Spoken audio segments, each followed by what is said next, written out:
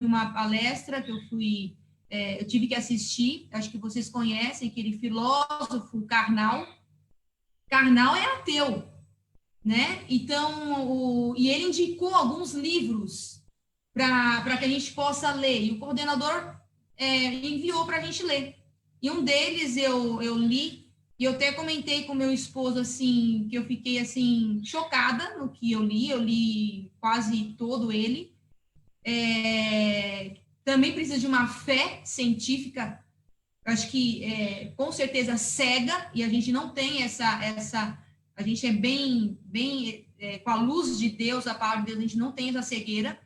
Mas é interessante que no livro do Grande Conflito, né, quando vem o capítulo aqui, o conflito eminente, ele vem falando assim, ó, um dos ídolos, né, a gente pensa assim, só ídolos, né, de madeira, o que for, que a igreja fala assim, não, muitas pessoas vão construir ídolos em cima de pessoas que são doutores, filósofos, e eu percebo na minha escola que tem muitos ateus, inclusive o que me indicou para que eu lesse, são ateus, e o próprio Karnal e aí fala aqui, ó, um dos filósofos entronizado em lugar do Deus vivo, conforme revelado em sua palavra, em suas obras da criação.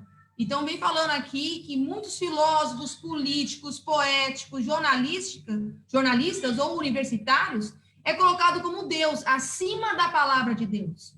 Então, assim, aí, quando você vem aqui no livro do Eventos Finais, há um perigo, porque vem falando aqui, ó, em grande medida, o ceticismo, ou seja, a descrença da palavra de Deus, que se chama, que vem através das ciências, tem minado a fé de muitos cristãos em relação à Bíblia. Então, é muito perigoso as pessoas se basearem a sua fé na ciência. É importante a gente ter, sim, graças a Deus, a gente tem aí vários cristãos como Rodrigo Silva, outros que, através da ciência, confirmam, mas a gente não pode depender da ciência para a gente nos fortalecer na fé. Né? Um dos itens lá que fala, eu pensava assim, que a imortalidade da alma, que o grande conflito vem falando, ia vir através das religiões espíritas. Não, esse livro que eu li, que chama Homo Deuses, ele vem falando que o ser humano ele vai passar do Homo sapiens para Homo Deuses, porque a nanotecnologia vem falando que a morte ela é só técnica. O homem ele vai chegar a ser imortal, que é só descobrir a fonte de onde está se praticando. É um absurdo, né? E a gente sabe muito bem que nós somos mortais devido ao pecado. Desculpa aí, ficou meio extenso o comentário. Eu queria pegar o Pode gancho falar. da Soraya e dizer também que as ideologias também se tornaram um Deus nesse século em que nós estamos, né? Ideologias quase messiânicas, e a gente vê hoje pelas mídias sociais um monte de cristão embarcando nessas coisas, né? E ontem eu dizia para uma amiga, para a Érica, a esposa do Marco, que eu fico quietinha na minha consciência da minha ignorância, né? Porque a maioria das pessoas sabe muito superficialmente sobre os assuntos, mas elas defendem como se elas fossem doutores, né? Por isso que eu fiz o meu comentário falando doutor Rodrigo Silva, que é doutor porque fez doutorado e pós-doutorado. Como o pastor Wilson Paroski também, nosso pastor, que também fez mestrado, doutorado, pós-doutorado. Então, por isso são doutores, porque foram a fundo sobre um assunto e podem falar sobre eles. Nós somos leigos, né? Eu costumo dizer assim, eu sou papagaio, eu leio uma coisa e repito aquilo que eu li. Eu não fui lá estudar, não fui lá no sítio arqueológico para ver com os meus olhos para poder tirar as conclusões, né? Então, quando a Soraya fala, nossa fé não pode depender disso, é nesse sentido, né? E hoje eu queria acrescentar assim, a gente está num mundo cheio de doutores, tá? E as pessoas acham que elas são muito independentes, inclusive os ateus, né? Ou os que querem ser ateus. Elas acham que elas são muito independentes. Só que todo mundo está seguindo e sendo manipulado e influenciado por um outro alguém. Não tem ninguém independente de nada. Independente é Deus, porque ele sim é eterno e criou todas as coisas. E nós somos só criaturas. A gente está sempre indo no vácuo de alguém, só para depois chegar lá na frente e ver que não era bem isso. Tudo bem, Rosângela. Obrigado, Soraya, também, pela excelente contribuição. Só queria dar aqui as boas-vindas também para o Sérgio e para o Arnaldo. Eles estão ali na igreja, né, recebendo os dízimos, as ofertas. E fica aí, quem tiver aí no Facebook nos assistindo e tiver separado sua oferta, seu dízimo, pode levar lá que eles estão esperando, tá bom? Pastor também chegou agora, aliás, chegou agora, né? Voltou agora, né, pastor? Obrigado aí pela sua presença. Tudo bem, Marco? Bom Tudo bem, sábado. graças a Deus. Você viu que o nível aqui tá alto hoje, né? Rapaz, você falou que eu voltei, na verdade é a volta dos que não foram, né? É É mais ou verdade. menos assim. Eu É, estava ali na escola sabatina do Caleb Camp, então eu sim. estou ouvindo vocês aqui, aprendendo bastante e pegando o fio da meada. É assim que fala, né? É, Fio da meada. Peguei o meio da história aqui, mas um bom sábado para todos. Muito bom estar com vocês. bem. Ô, Rosângela, sobre o comentário que você falou que temos muitos doutores, né? Eu ouvi um comentário de um pastor adventista essa semana, um conhecido nosso, eu chamo ele de Hiroshi, né? Sérgio Monteiro, ele é dos judeus, né? Ele falou assim que hoje nós temos, a sociedade tem a extensão do conhecimento de um oceano com a profundidade de uma lagoa. E é exatamente isso que você falou. Temos muitos doutores na área que afirmam aquilo ali como uma verdade, mas infelizmente a profundidade do conhecimento deles não é muito. Eu ouvi também alguém comentando que algumas pessoas, para escrever uma página, eles leem 50 páginas, né? Então, para a gente escrever alguma coisa mesmo, ou comentar alguma coisa, a gente precisa ter um certo conhecimento, e foi o que você falou, nós somos meros papagaios. Mas vamos continuar aqui. Davi e Salomão e a monarquia. E eu peguei aqui um texto, ele está em Deuteronômio, que ele fala da história. Cadê onde que eu marquei? Deuteronômio 26, 26, verso 4. E fala que mostra que a Bíblia, ela conta a história, né? É o verso 4 e o 5. Olha só o que fala. O sacerdote tomará o cesto da tua mão e porá diante do altar do Senhor teu Deus. Então testificarás perante o Senhor teu Deus e dirás: Arameu, prestes a perecer foi meu pai, e desceu para o Egito, e ali viveu como estrangeiro, com pouca gente. E ali veio a ser nação grande, forte e numerosa. Não está relatando. Então, a Bíblia é um livro de história, ela está contando uma história, né? Esse texto aqui é um texto que eu peguei ontem, para mostrar que a Bíblia conta uma história. E a Soraya disse bem, nós não devemos basear nossa crença em achados arqueológicos, em achados, sei lá, na ciência. Realmente, não devemos mesmo, porque a Bíblia já faz isso. A Bíblia já mostra para gente que ele é um livro que conta uma história, né? Mas vamos lá para Daniel, Nabucodonosor e a Babilônia. Pastor, Marco, sim. pode ir? Eu não estive aí no começo, na introdução que vocês fizeram, mas permita-me falar algumas coisas sobre essa palavrinha história. Todos nós gostamos de histórias, desde as menores crianças até os idosos gostamos de histórias. As histórias, elas ficam marcadas muito mais na nossa mente do que uma informação genérica. Quando você conta uma história num sermão, por exemplo, nós costumamos dizer que as histórias são como janelas de um sermão ou de um discurso. É pela janela que entra o ar puro, entra o ventinho, entra ali a luz, Então as histórias arejam um discurso. Deus ama histórias. Deus ama figuras. Uma história fica na mente 22 vezes mais, 22 vezes, do que uma informação. E vimos também, vocês já falaram, que Deus age na história, não apenas de Davi, Salomão, na história de Daniel, mas Deus age na nossa história. Nós não somos um barquinho à deriva no mar, ok? Deus, ele interfere. E isso vai de encontro ao que muitas igrejas ensinam, né? Eles dizem que Deus está lá no canto do universo, parado, estático, imóvel, como dizia Tomás de Aquino, ele é um motor imóvel que só observa as suas criaturas. Não. Deus está presente na história, nesta linha, neste fluxo da história.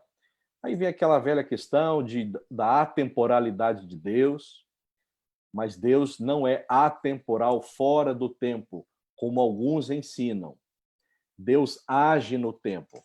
É claro, a sua forma de agir no tempo é diferente da nossa, porque ele é eterno.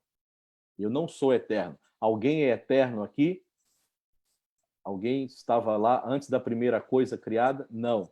Eu não sei o que está acontecendo na sala agora. Se essas crianças estão pulando, né, estão comendo. Comendo, acho que estão, né? Pelo menos isso eu sei que acontece na pandemia. Deus, esse ser eterno, ele age no tempo, age na história e ele se importa conosco. E o que a lição traz agora, que vocês já estão comentando aí, é que Deus deixou indícios arqueológicos, Deus deixou indícios debaixo da terra, e aqui eu me refiro a duas coisas. Debaixo da terra no sentido literal, e vocês já falaram aí das escavações, comprovações arqueológicas, e Deus deixou também debaixo da superfície do estudo as suas provas. As provas. Como que eu descubro debaixo da superfície? Estudando, que vocês já falaram. Tem que estudar. Ah, pastor, a minha religião é a religião dos videozinhos, conforme alguém já falou aí. Eu só vejo vídeos. Dá para ver vídeos? É bom. Eu também assisto alguns. Bons, inclusive. Não devemos basear nossa fé nos outros. Exatamente. Precisamos escavar, pesquisar, até encontrarmos a pérola de grande preço. Vamos lembrar aqui, e eu peguei o final da conversa de vocês, existe uma diferença muito grande entre a ciência, a experiência e a sapiência, né? Sabedoria. Talvez o indivíduo não fez doutorado, talvez o indivíduo é analfabeto, mas ele é um cara experiente na vida, as mãos calejadas, ele aprendeu muito com a experiência. Não estou dizendo que a ciência não é necessária, não é isso. Se você tiver a ciência, o estudo, com a experiência, e for uma pessoa moralmente, né, correta, aí você vai ter a sapiência, que é a sabedoria. Tá?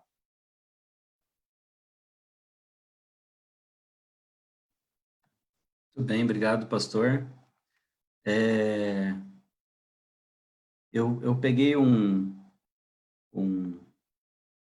dito aqui sobre Daniel, Nabucodonosor e Babilônia, né? E o pastor, o senhor esteve já no Museu de Arqueologia Bíblica lá do NASP? Sim, né? Sim. Provavelmente, né? Ficou lá por um bom tempo, né, pastor? Você falou no museu, vi até o cheiro aqui. E vocês sabiam que lá no nosso Museu de Arqueologia Bíblica existe um tijolo com o nome de Nabucodonosor? Eu ainda não vi. Eu espero ver um dia, né? Quem sabe eu consiga visitar. Mas talvez o pastor possa confirmar isso, mas diz que o Rodrigo Silva tem uma frase que diz assim, que se os críticos, se um dia aparecer uma foto de Adão e Eva, lógico, né? Não vai aparecer uma foto de Adão e Eva, mas se um dia aparecesse uma foto de Adão e Eva, eles iam perguntar assim, mas cadê a serpente? Né? Ele falar, não sei se ele falou isso na sua sala de aula, pastor, mas há relatos disso. Então, assim, os críticos falam que a história de Daniel, Nabucodonosor, Babilônia, eles não têm essa sequência histórica, né, que a Bíblia relata. Mas olha só como a história de Daniel, ela perpetua até as nossas gerações. Sobre a alimentação, por exemplo. Olha só como a alimentação de Daniel, ela faz, não vou dizer estrago, né? Porque não faz estrago a boa alimentação, mas ela influencia as nossas decisões. E aqui na lição de terça-feira, fala sobre as decisões de Daniel. E eu gostei muito de uma parte da história, né, que as decisões do Daniel que ele tomou no começo do cativeiro babilônico influenciou uma pessoa o rei da Babilônia, né? E ele acabou, diz o relato, né, que ele acabou se convertendo. Aí vem uma pergunta muito interessante. Será que as minhas decisões diárias estão influenciando a vida ou as vidas que nós temos contato, assim como Daniel influenciou a vida? E anos depois, mesmo depois da morte de Nabucodonosor, a esposa de Nabucodonosor estava ali, né? É a esposa, né? De Nabucodonosor que estava na festa, né? Que mandou chamar Daniel, né? Era a filha. Era a filha de Nabucodonosor? É porque ela era avó, né? Avó de Belsazar, né? O nome dela era Nitócris. Ah, tá vendo? Nada como uma pessoa da área para instruir a gente, né? Se você quer saber de teologia, pergunte para um teólogo, né? Então, filha de Nabucodonosor. Ah, ela era filha dele? Que era casada com Nabonido. Tá? Ah, sim. Tá. A filha de Nabucodonosor casou-se com esse sujeito e ambos geraram Belsazar. Okay. Só que aí aparece a palavra pai, não é? Belsazar chama Nabucodonosor de pai. Sim, Pai tem um sentido não só biológico, sim, mas tem a ver também com a descendência e com o pai caráter. Abraão, né? Exatamente. Por exemplo, Jesus chegou para algumas pessoas e falaram assim, ó, o diabo é vosso pai. Sim. Não é que o diabo gerou, né, pariu aqueles homens. Sim. É no sentido de caráter, né? E aqui é muito interessante vermos que Nabucodonosor passou por tudo aquilo lá e o seu neto não aprendeu, né? E aí que está o problema da história. A história ela está aí para nós não repetirmos os erros. Tá? Eu sei as dificuldades dos meus pais. Eu conheço as dificuldades dos meus avós. Mas eu não preciso repeti-las. E aqui foi o problema de Belsazar. Então tem gente que cai nos mesmos erros, no mesmo engano que Eva caiu, ainda hoje. E olha quantas gerações já passaram. Então nós não devemos repetir a parte triste e ruim da história, mas as coisas boas. É o que você falou de Daniel aí. Ô, Marcos, Rosângela queria comentar, pode ir. Daniel, capítulo 1, verso 4, né? Vem falando que o rei tinha pedido para eles separarem alguns jovens. E aí o rei descreve as características dos jovens que eles queriam que fossem separados para morar no palácio. Jovens em que não houvesse defeito algum, formosos de parecer, instruídos em toda a sabedoria, sábios em ciência, entendidos no conhecimento e que tivessem habilidade para viver no palácio do rei, a fim de que fossem ensinados nas letras e na língua dos caldeus. E aí, a respeito de Daniel, é dito no verso 17. Ora, a estes 4 jovens, Deus deu o conhecimento e a inteligência em todas as letras e sabedoria. Mas a Daniel deu também entendimento em toda visão e sonhos, né? Então, eu achei interessante, porque já falava de ciência aqui no registro histórico, falando lá da Babilônia, né? Ciência não é uma coisa nova, né? E Daniel era entendido em ciências, em letras e várias outras coisas. Então, não são coisas que se chocam. O conhecimento científico, o conhecimento, a instrução, digamos assim, eu quero dizer, a pessoa estudar, né? Isso não se choca, né? Porque tudo que tem para ser estudado foi Deus que criou. E eu acredito que parte do que nós vamos fazer depois na eternidade é estudar também, é conhecer, né? Porque tem gente que acha que uma coisa não combina com a outra, e combina sim. E eu queria fazer um comentário do pastor ele falou sobre sapiência, né, pastor? Repete aí. Sapiência, experiência e conhecimento, né? Isso. Essas três Ciência, coisas, né? experiência e a sapiência. Isso. Então, o contexto geral da nossa lição é como interpretar as escrituras, né? A lição vem dando para nós um a mais para aquilo que a gente já crê, uma evidência a mais, um complemento, né?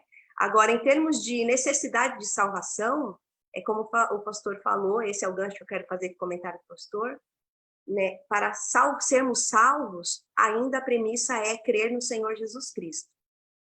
É experiência com Deus, é relacionamento com Deus, né? O conhecimento, ele é bom, né? Porque Deus nos fez pessoas com essa capacidade de compreender as coisas que estão ao nosso redor e compreender a nós mesmos. Então, faz parte da nossa semelhança com Deus. Eu entendo assim, né? Então, são coisas que não é uma coisa tirando a outra, mas várias coisas andando juntas, né? O conhecimento, ele pode corroborar naquilo que eu já acredito por fé, por experiência com Deus. Ô, Rosângela, até com relação a isso que você falou, né, com relação ao conhecimento,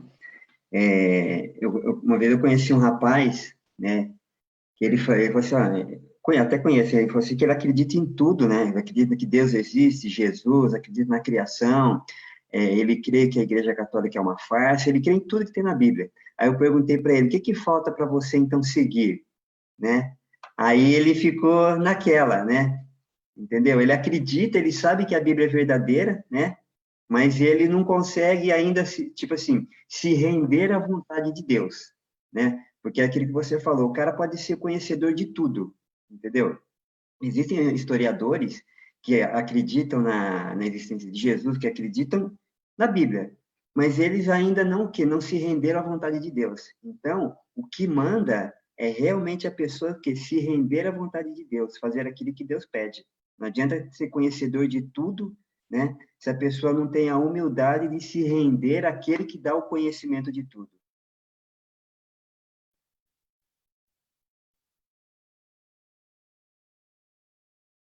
Muito bom. Pode falar, pastor, pode continuar. Tá.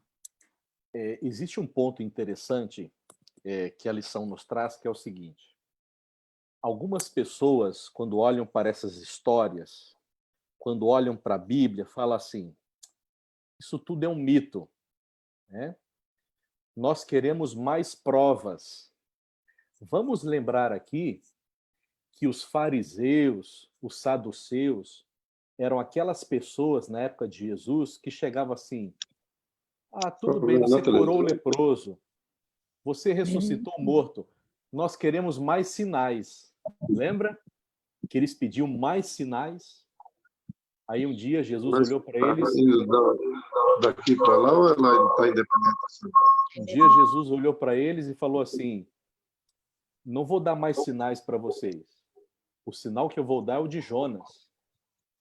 3 dias e 3 noites no ventre do peixe, né? E Jesus se referiu ali à sua morte, ao seu sepultamento. Hoje as pessoas querem mais provas.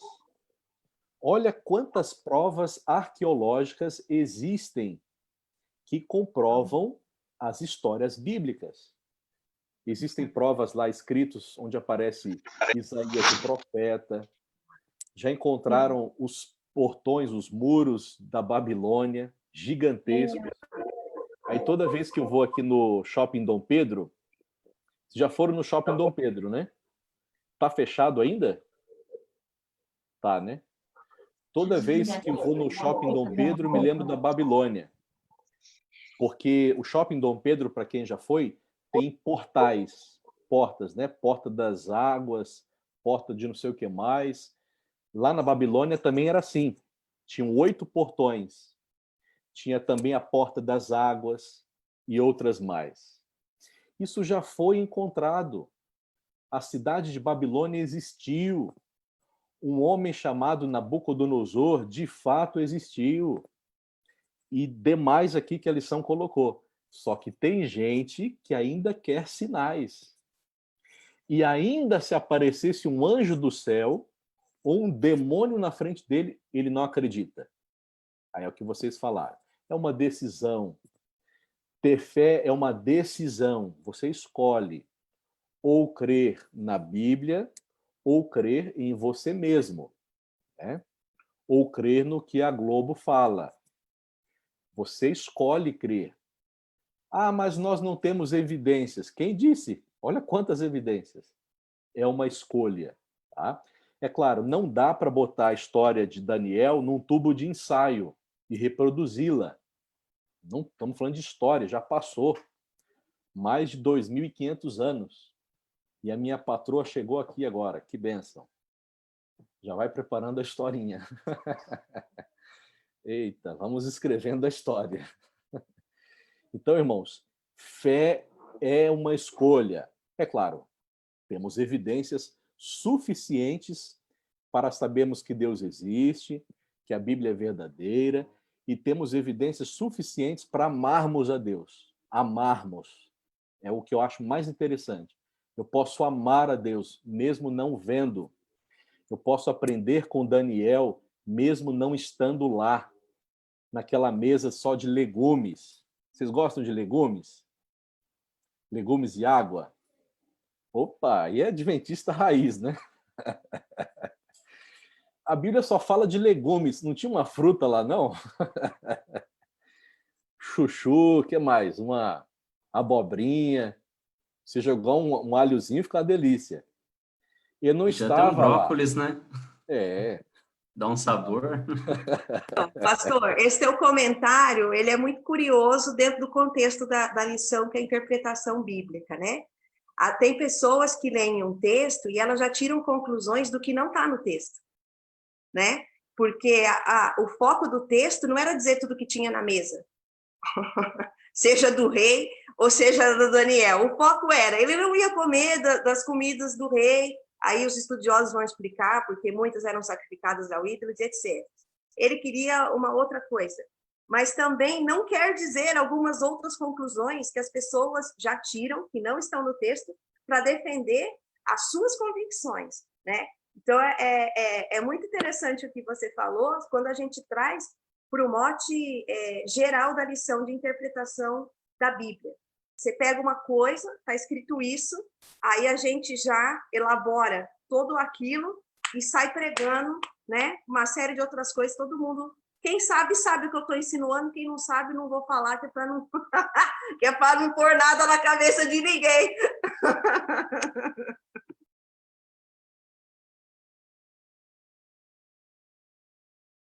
Marco, nós temos 7 minutinhos. Isso. Eu não sei se a nossa convidada já chegou, Isabel. Eu acredito que nós temos que ir para a parte de quinta, ok? Sim. Eu gostei muito da parte de quinta, porque ela fala especialmente de Hebreus capítulo 11. Vocês lembram, pessoal do Facebook também, temos vários aqui, o Augusto César, Gualeci. Vocês lembram que Hebreus 11 é como se fosse um museu, uma galeria de arte. E é bom nós irmos a esta galeria de vez em quando. Alguns chamam de Galeria dos Heróis da Fé. Quando você lê Hebreus 11, você pode dar um outro título também. Galeria dos Heróis das Obras. Porque você vê as obras deles. Vamos citar algumas coisas aí? O que fizeram esses personagens? Por exemplo, Enoque, Noé, Abraão, pessoal da internet pode participar também. O que eles fizeram? E como é que a gente harmoniza essa questão de fé e obras aí? O que vocês poderiam dizer? Pastor, a gente vê aqui que eu li até com relação que Noé, né? Noé, ele, tipo assim, ele não só teve fé, como ele agiu. E agiu num, tipo assim, num contexto que, tipo assim, não havia chuva, entendeu? E Deus falou, ó, vou mandar o dilúvio, né? E você vai construir uma embarcação e deu as medidas para ele. Ele nunca tinha visto uma embarcação, entendeu? Imagina você pensar em algo que nunca, acreditar em algo que nunca se viu, né? E você começar apenas porque alguém falou para você fazer. Ou seja, a fé, ela exige ação. Por isso que fala que a fé sem obras é morta, né? E a gente vê isso não só em Noé, como nos vários outros atos, várias outras ações que os outros personagens também tomaram, com relação, né, à sua fé. Excelente. Paulo, eu coloquei aqui completando a minha lição, né?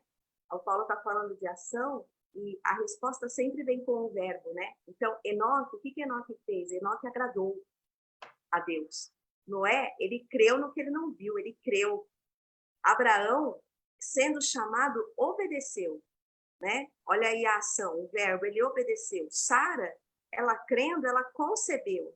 Moisés, ele escolheu entre viver no palácio e ser maltratado com seu povo, ele escolheu ser maltratado com seu povo. Raabe, uma que não era judia, ela acolheu os espias. Então, realmente, reforçando o que o Paulo está dizendo, a galeria, ela vem cheia de ações, né? Cheia de verbos.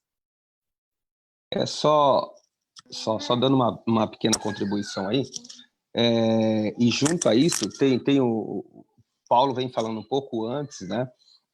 Lá em Hebreus 11, 1 lá, e eu gosto bastante disso, que ele fala assim, que fé é o firme fundamento das coisas que se esperam.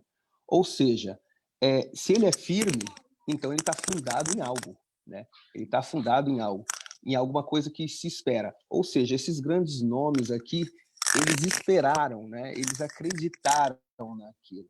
E continuando o texto, ele fala assim, e a prova das coisas que se não veem, né? Então, assim, a nossa fé, ela é baseada nesses dois aspectos, né? Naquilo que a gente espera e naquilo que a gente não vê. A ciência também, ela faz esse caminho de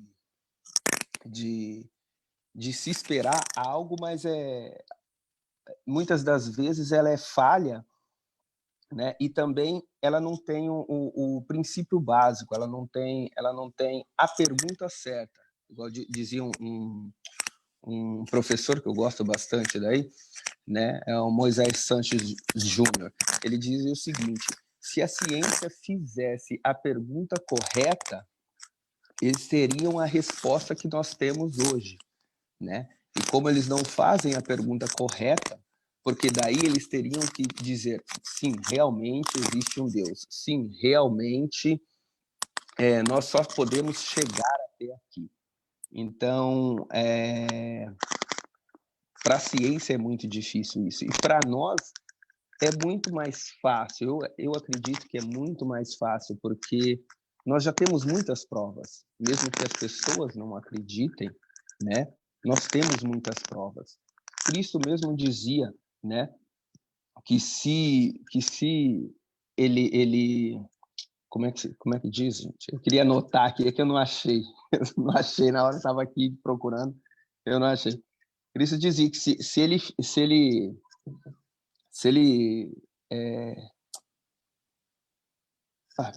deixa, eu esqueci. Eu não gosto de citar sem ter anotado. Desculpa. Aqui. Mas era isso que eu queria trazer, era realmente isso, esse firme fundamento. Então, a nossa fé não é vã, né? Nós temos, sim, um firme fundamento, né? Nós temos o firme fundamento e nós temos a história atrás que nos faz acreditar no que está por vir. Era isso. Edson. Posso Gostei falar? muito. Sim, pode falar, Soraya. Eu gostei bastante de quinta-feira, que para mim, né, esses todos são heróis, mas são humanos como nós, mas teve uma diferença que em cada um deles que nós também podemos fazer, né? Porque fala assim, cada um deles dependiam da confiança na palavra de Deus. Então você começa a ver aqui, Noé, ele nunca tinha chovido, mas o que ele fez? Confiou na palavra de Deus. Abraão, né, que fala, ele agiu de acordo com a palavra do Senhor. Então, assim, eles não tinham a palavra completa como nós temos hoje. E outro exemplo também, muito maior do que todos esses homens, né, que eram pecadores, é Jesus, que ele não pecou, e ele foi tentado, né, aos 40 dias, e o que ele fez? Está escrito, ele foi para a palavra. Então, a nossa força maior, acima de qualquer ciência, é realmente o que está escrito. Eles se apegaram aqui e foram os nossos exemplos, né? E que a gente, como o pastor falou assim, a gente temos uma história, né? E nós temos que pegar esses exemplos para que a gente possa aprender com eles, mas não errar como os fariseus, os saduceus erraram e queriam mais do que provas e milagres. E nós temos um milagre maior que Deus preservou, que é a tua palavra, né? Excelente. Pastor, quer encerrar? Vamos fechar aqui a... Como é que fala? A boca do... Eu só queria abrir um parênteses aí. Fala aí. A Rosângela não falou de Sansão. Sansão, ele tem um verbo ali. Ele se arrependeu. Isso aí. Né? Arrepender. Ótimo. É um belo verbo, né? Que histórias lindas, não é, irmãos? Como o Edson mencionou, pessoas que tiveram um firme fundamento da sua fé. Uma fé atuante. Fé sem obras é morta, né? Eu queria ler o comentário aqui do irmão Lindomar. Ele comentou aqui no Face. Deixa eu ver se eu acho aqui. É que passou... não está aparecendo aqui mais. Realmente, irmãos, nós precisamos atentar para essas histórias e hoje eu e você estamos fazendo a nossa história. Se Deus registrasse no livro de Hebreus a sua história, como é que seria? Quais características Deus diria de mim e de você? Ao Milton, né, pela fé. Encontramos aqui, o Lindomar colocou: Abraão saiu sem saber para onde ia, e Deus o recompensou. Exatamente. Olhando pelo prisma que o Paulo colocou aqui, não o prisma o conjunto, tá, Paulo? Olhando pela ótica que o Paulo colocou, é a galeria, aí eu coloco entre aspas, né? Desculpem a palavra, mas eu coloco entre aspas, a galeria dos loucos, usando a expressão que Paulo coloca, né? Loucura, para o mundo é loucura. Cara, nunca choveu. O Abraão saiu sem saber para onde ia. Hoje você não sai de casa sem o Waze, o Google Maps. Você quer o caminho mais fácil, mais rápido. Abraão pegou os servos, a esposa, os animais e saiu sem destino. Quem era o destino de Abraão? Deus e a pátria celestial. Então nós vemos, entre aspas, as loucuras. Que loucuras Deus pede de nós hoje? Ser um adventista, descansar no sábado quando a igreja está fechada, né? Pastor, a igreja está fechada, não sou mais adventista.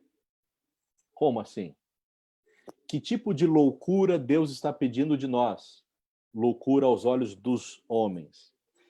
Que Deus fortaleça a nossa fé e que essa fé seja evidenciada em obras.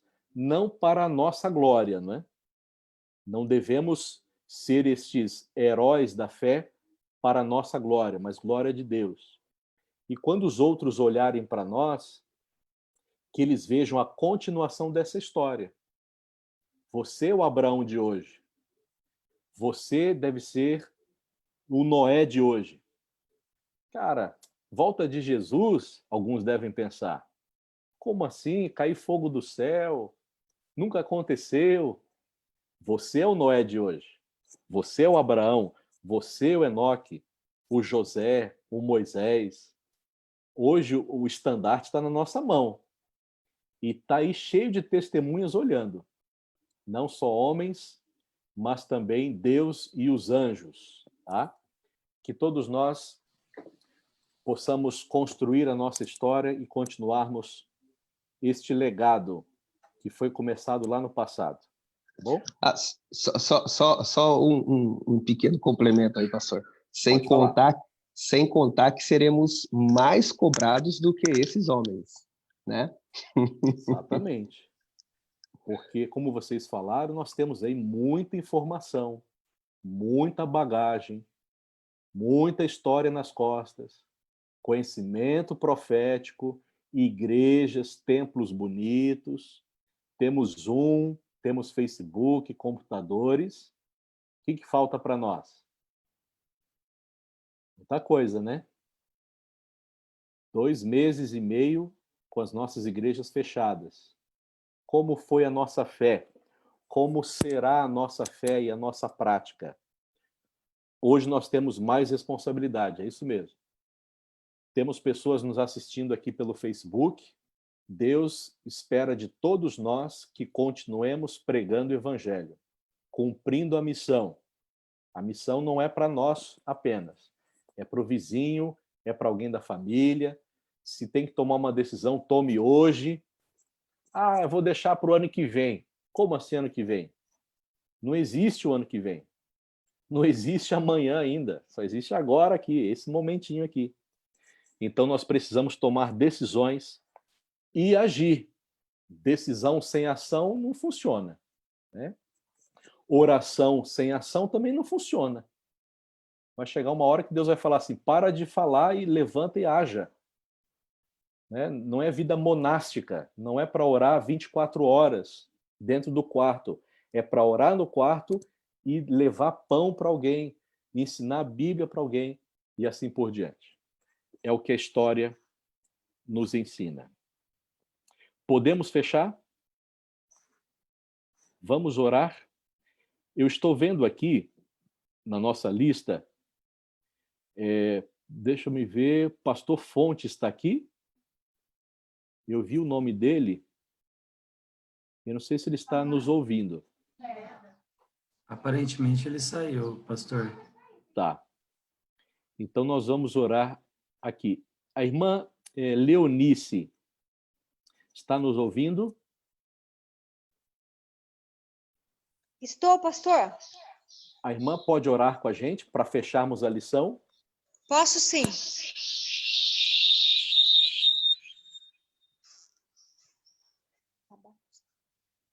Oremos então.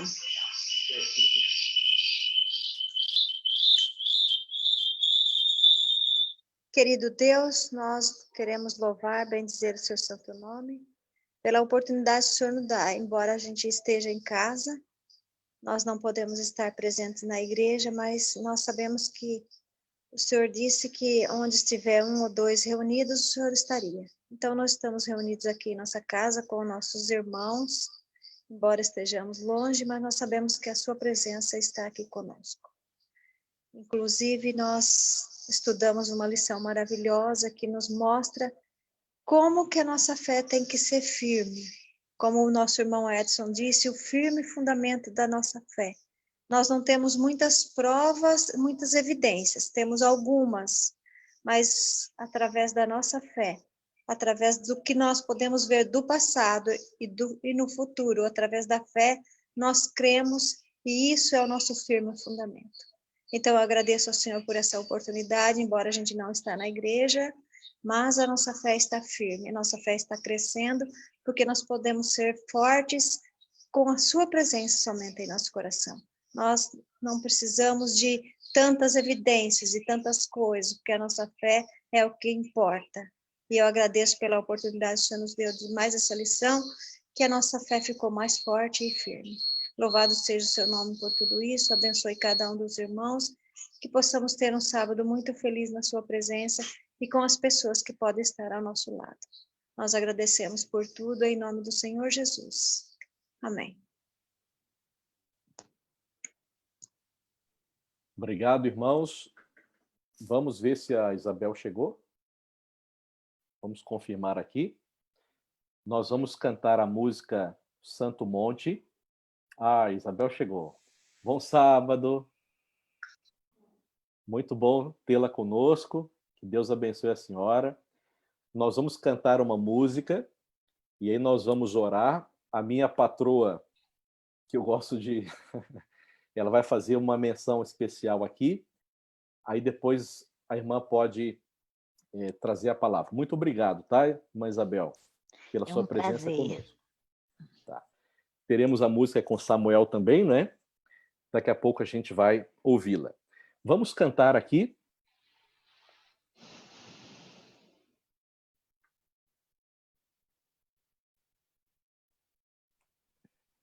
Deixa eu ver se eu consigo passar. Só um minutinho, irmãos.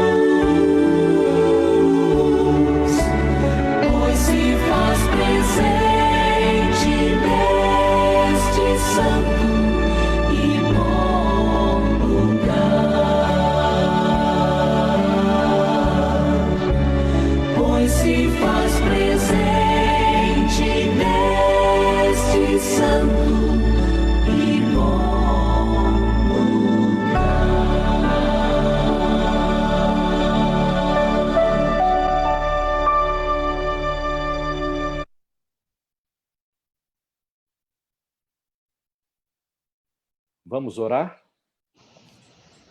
Pai querido, obrigado, Senhor, pela oportunidade que nós temos agora de buscarmos a Tua presença, que o Senhor continue conosco nos lares, abençoe as pessoas que estão nos assistindo pelo Facebook e abençoe especialmente a irmã Isabel, que o Senhor esteja com ela ao transmitir a Sua palavra, que ela nos transmita os conselhos dos céus para que possamos aplicá-los às nossas famílias.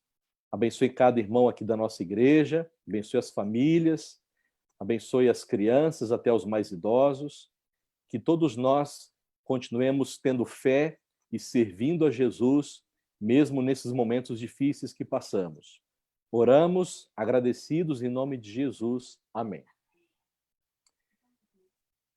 Eu vou passar aqui o microfone, que eu acho que não vai dar para ouvir, né?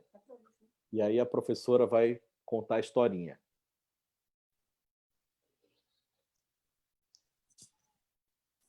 Oi, oi, tudo bem com vocês? Bom sábado. Estou vendo a Mari ali no colo do Marco. Tudo bem, Mari? Oi, Isabel, tudo bem? Oi, Rosali. Seja bem-vinda. Muito obrigada. Estou vendo um menino aí também, né, Ana?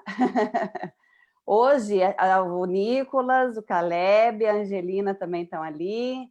A tia não está vendo muita gente, mas acho que tem bastante criança por aí também, né? Hoje a tia não vai contar uma historinha, porque vai ser mais rapidinho, porque a Isabel vai pregar e a tia vai querer aproveitar todos os minutos com ela, tá bom? Então, hoje eu vou mostrar essa pessoa aqui, que foi a tia que fez. Ficou bonito, não ficou? Lindo.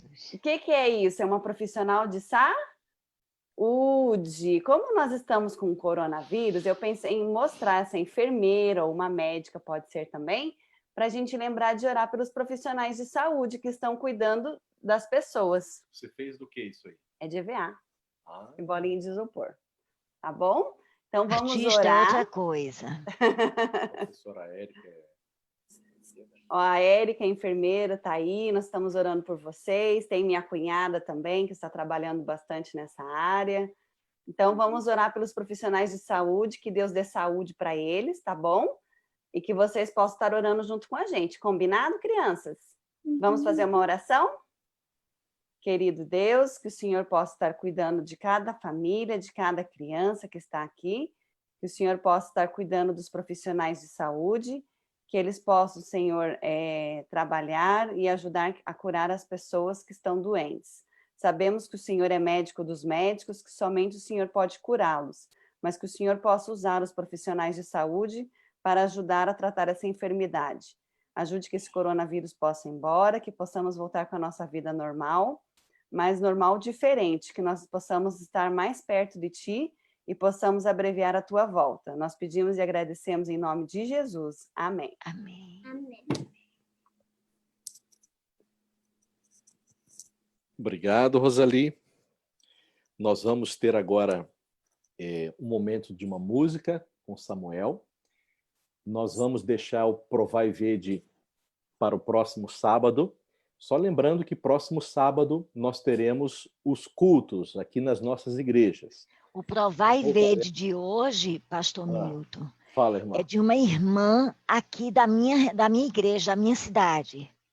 Ô, benção, ô, glória. É uma mulher de 87 anos, que não só constrói igreja arrecadando dinheiro, como trabalha como pedreira construindo a igreja. Uau. 87 anos. Ela já vai na 10ª igreja. Nossa. Tem que trazer essa irmã para cá. Ela é linda demais. A irmã Anunciada. Anunciada. Que bênção, que linda, irmã. Que maravilha. Todos nós podemos nos unir na pregação do Evangelho, inclusive com a nossa fidelidade. Sim. Nos dízimos e nas ofertas. Não é que a igreja está fechada que nós vamos parar com a nossa fidelidade. Tá? O trabalho continua e obrigado por esse testemunho lindo. Samuel, é contigo.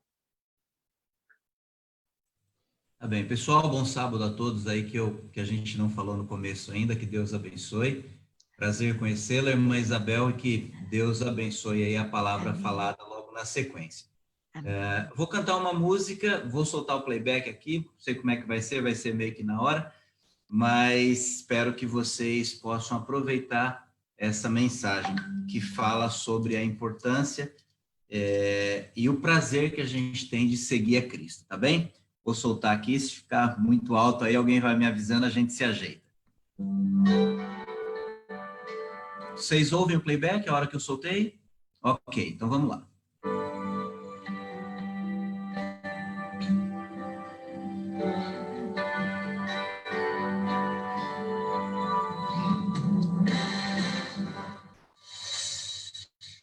Há prazer em seguir meu mestre, sua vontade fazer por amor, em viver na contramão do que pensa o mundo, em dizer não quando muitos dizem sim. Há muito prazer em seguir meu mestre e entender que sou um servo e não senhor, em submeter minha vontade à do Criador, prazer em dividir com Ele sonhos e temor. Há prazer em seguir meu mestre Jesus, estar na sua graça, sua luz e seu poder. Só existe prazer quando há liberdade, e livre é o homem que está sob a verdade do céu.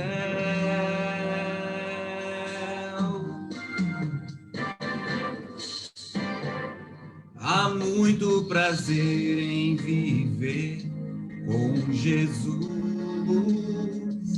sente no coração o poder da cruz, fala de sua vida e obra com palavras e ações, tê-lo como exemplo, inspiração. Há prazer em seguir meu mestre Jesus,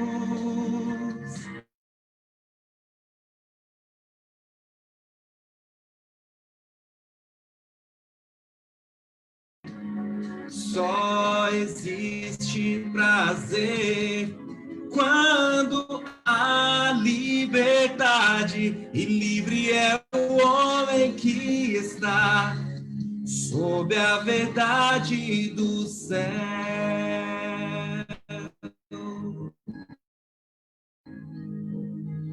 A paz desejada só encontro em ti, felicidade plena somente com Jesus. Há prazer em seguir meu mestre Jesus, estar na sua graça, sua luz e seu poder. Só existe prazer quando há liberdade, e livre é o homem que está sob a verdade do céu. Meu mestre Jesus está na sua graça, sua luz e seu poder. Só existe prazer quando há liberdade, e livre é o homem que está. Livre é o homem que está sob a verdade do céu.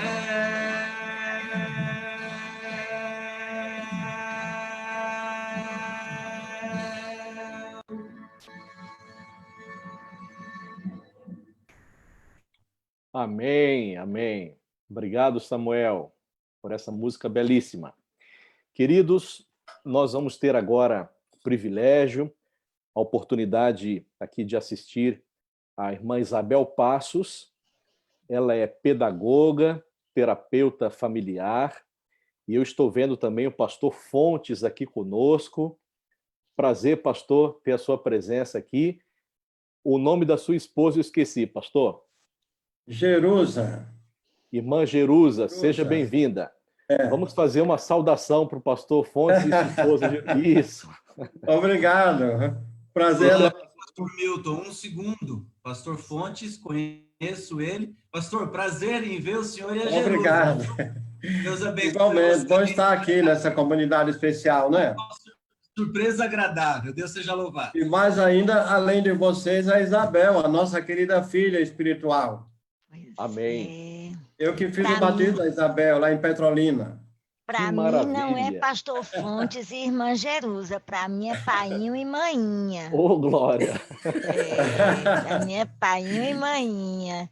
É uma alegria muito grande vê-los aqui. Na realidade, há 35 anos atrás, eu fui batizada por painho aqui em Petrolina, numa história assim muito linda, e é muito gostoso tê-los aqui hoje para me escutar.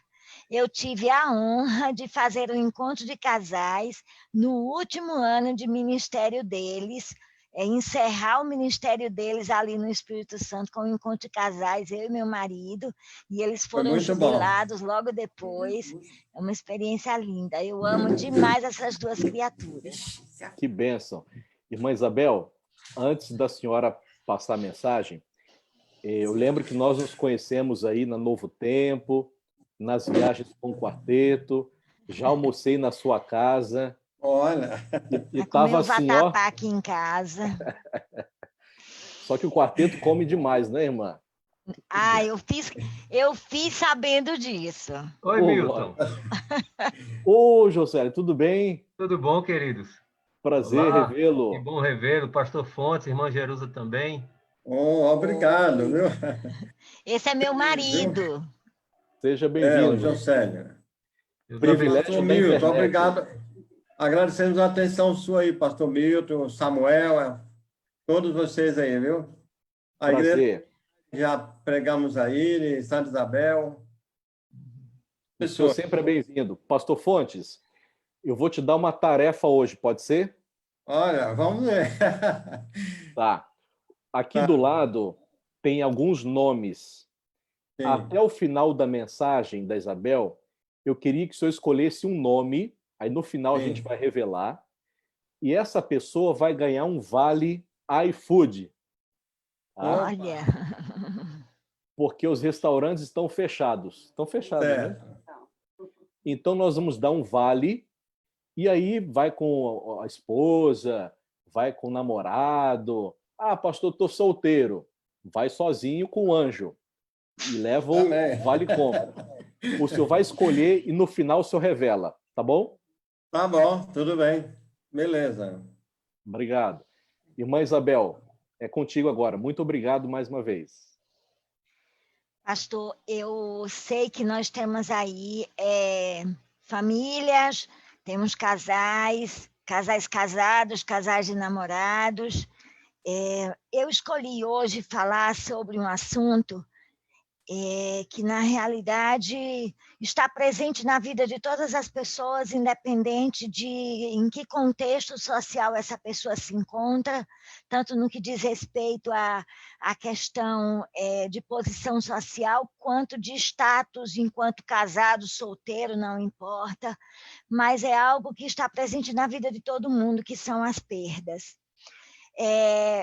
Eu estou, essa semana, sinceramente, eu vou abrir meu coração para vocês, eu estou com meu coração muito machucado por ver essas coisas que estão acontecendo ao nosso redor, mais precisamente aqui em Pernambuco, em relação à criança, o pequeno Miguel, que caiu, né, de eu não sei que andar, mas numa altura de 35 metros, e ver em que contexto que isso aconteceu, em que nível que nós, seres humanos, chegamos, o que o pecado fez conosco.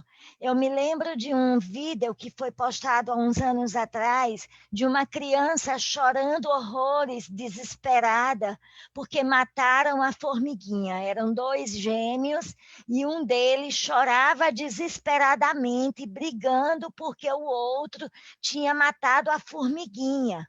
E ele chorava pela formiguinha, ele chorava desesperado por uma formiguinha que tinha sido morta.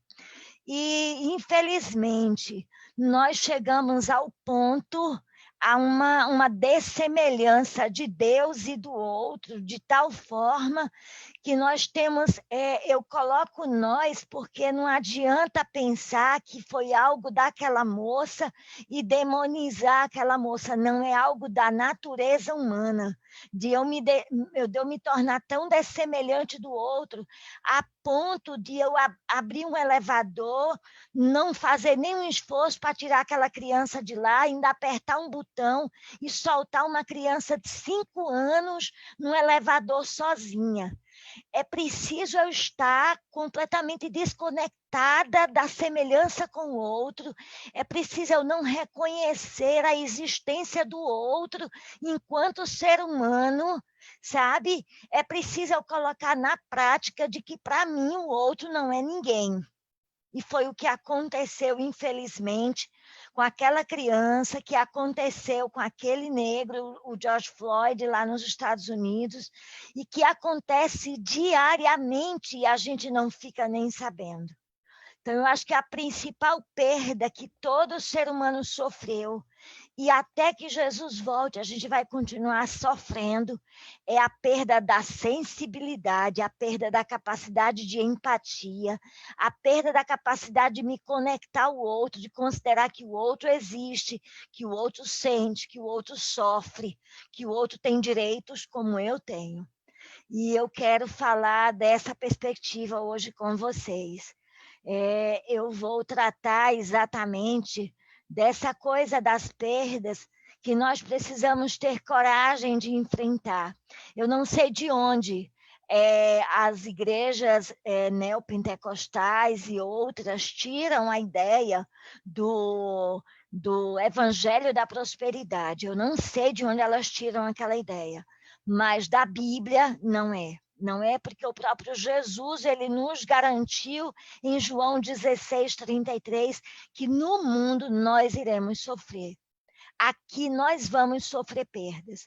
Vocês imaginam que hoje no Brasil nós estamos tendo uma média de 1.200, 1.300 pessoas morrendo por dia da Covid-19.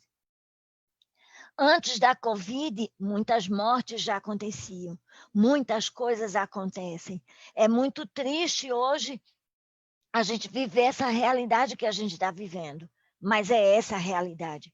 Jesus, em momento nenhum, em nenhuma parte da Bíblia vai se encontrar Deus dizendo que ao conhecermos a Ele, ao nos aproximarmos dEle, todo o nosso sofrimento acabaria.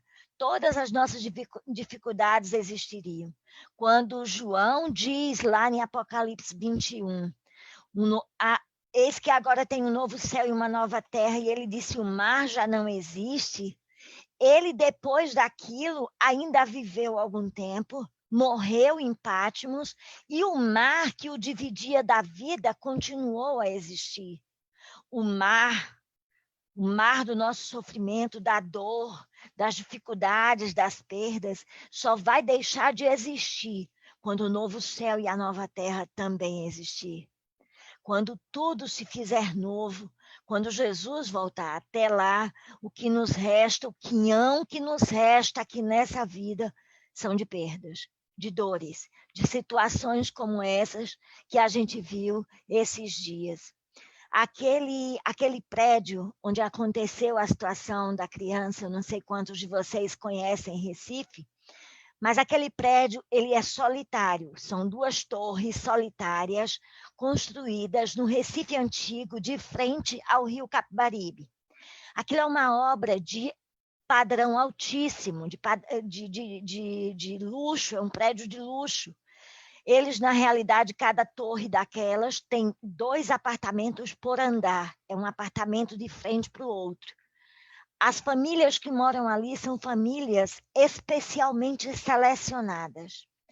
E, infelizmente, a gente vê hoje esses guetos construídos, porque são verdadeiros guetos, onde as pessoas se diferenciam pela cor, pela condição social, pela condição financeira. E a gente vive nesse mundo extremamente compartimentado, extremamente polarizado, extremamente quebrado. E é nesse mundo que nós temos que manter a fé. Nós temos que continuar olhando para frente, crendo que há um Deus acima nos céus, que irá voltar e que é o alfa e o ômega, que é o amém, e que dará a última palavra, que colocará todos os pingos nos is. Eu espero sinceramente que essa criança seja usada, a perda, ele foi recolhido e guardado, nós encontraremos na ressurreição. Mas eu espero que esse momento, essa situação dele ter sido guardado, e que a dor dessa mãe, a dor dessa avó, que era uma mãe solo, a dor dessa mãe seja usada para, quem sabe, acordar o coração dessa mulher e de tantas outras pessoas que vivem na mesma condição de desconexão, de total insensibilidade, para que outras perdas como essa sejam evitadas. Mas elas continuarão acontecendo. Nós iremos ver, nós iremos perder pai, perder mãe, perder marido. Você não precisa ter inveja do seu vizinho, que já perdeu o marido, já perdeu isso, já perdeu aquilo, porque vai chegar a sua vez. A Bíblia diz em Isaías que quando passares pelas águas, ou quando passares pelo fogo, a Bíblia não diz se passar.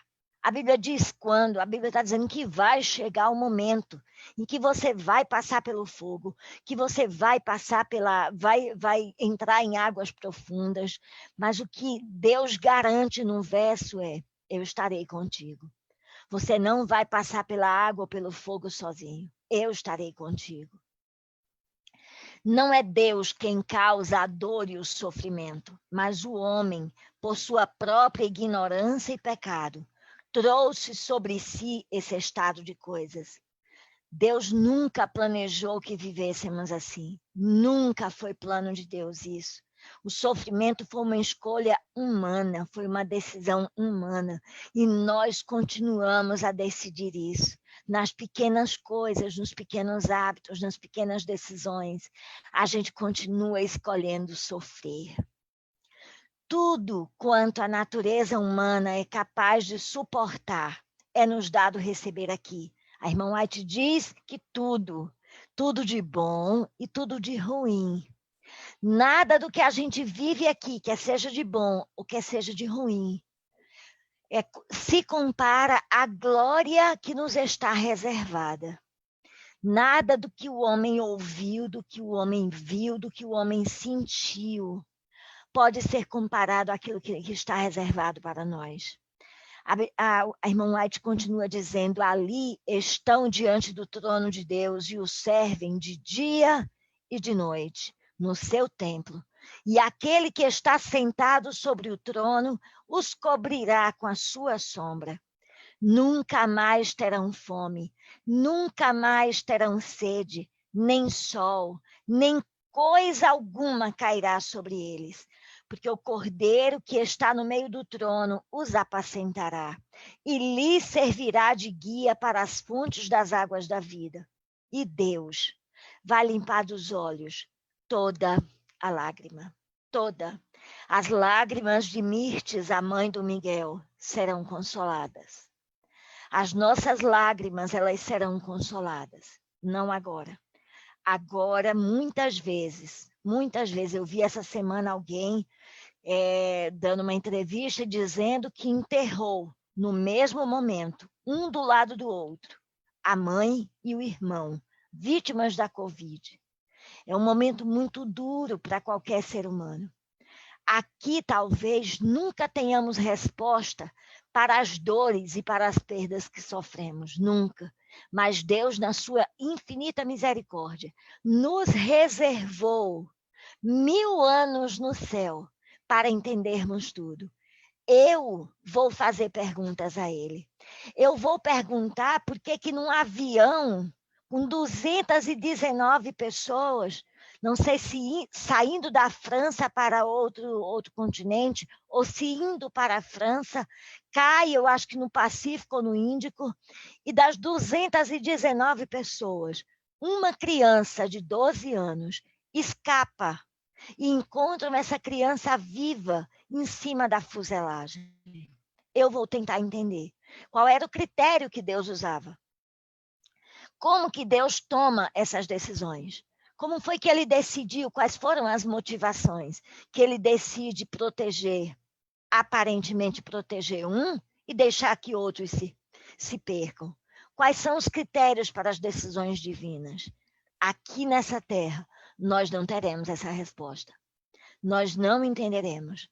Deus, ele tem autoestima muito no lugar. Ele é muito seguro nas decisões que ele toma, porque ele conhece o fim desde o princípio. Então, ele entende o fato de nós questionarmos, ele escuta os nossos questionamentos, mas ele não se dá muitas vezes ao trabalho de nos responder, porque a resposta não é necessária para nós agora. Para nós agora, basta nos saber que a graça dele nos basta, que o fim da nossa vida não é a morte, que na realidade os planos de Deus para nós é de paz e de salvação, de que há um sacrifício na cruz no meio dessa história que nos possibilita ter uma história continuada. A gente não precisa ter medo, a gente pode ter dúvidas, a gente pode levar nossas dúvidas ao céu, mas a gente pode confiar no Senhor, apesar dele não responder. Eu gostaria aqui de tentar conceituar para vocês o que seria perda. O que é perda? Quando você pensa em perda, qual é o cenário que você imagina, o que vem na tua cabeça? O dicionário traz que perda é extravio, desaparecimento, prejuízo, dano, ruína, desastre, morte. Então, quando a gente pensa em perda, a gente pensa nesse cenário. A gente pensa, por exemplo, quando a gente olha para o Coliseu de Roma. Se você for ao Coliseu, você vai ver que não há nada de bonito lá. É apenas uma ruína.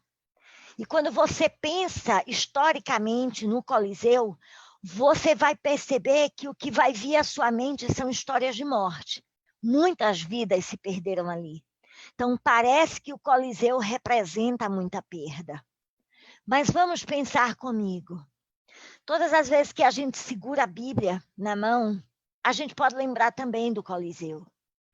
Porque a mensagem de Deus, ela chegou até nós, e a possibilidade de que essa mensagem chegasse até nós passou pelo Coliseu de Roma. Muitas vidas se perderam ali, muitas vidas foram sacrificadas ali, em prol dessa palavra. Muitas pessoas se renderam ali, renderam suas vidas físicas, perderam as suas vidas físicas em prol de que a palavra chegasse até nós. E aí o Coliseu me traz uma lição profunda e às vezes dura da gente aprender. É de que perda na presença de Deus nem sempre é perda. O meu marido, ele costuma dizer que perda na companhia de Deus, na realidade, é um presente embalado em papel de presente feio. A embalagem é feia, mas o que tem dentro não. As possibilidades de crescimento e de aprendizado diante dessas circunstâncias tão doída, tão sofrida, é muito grande. Então, isso pode se converter em bênção. Todas as vezes que se fala de perda, se fala de luto. Para todas as perdas está envolvido um processo de luto. Não importa o que você perdeu, desde uma caneta de estimação até um ente querido. Tudo nesse entremeio que você perde passa pelo luto, tem um processo de luto. E o que é luto? Como que nós podemos definir o luto? Pesar, aflição, tristeza, mágoa, desgosto, escuridão, trevas e nojo. Ora, por que a palavra nojo para definir luto? Gente, eu não sei quantos de vocês já tiveram a oportunidade de presenciar alguém que, ao receber uma notícia muito difícil, ela desenvolve vômito. Ela começa a vomitar incontrolavelmente. A situação, a notícia dada, ela é tão dura que o corpo reage tentando colocar para fora. É um processo profundo de negação da dor.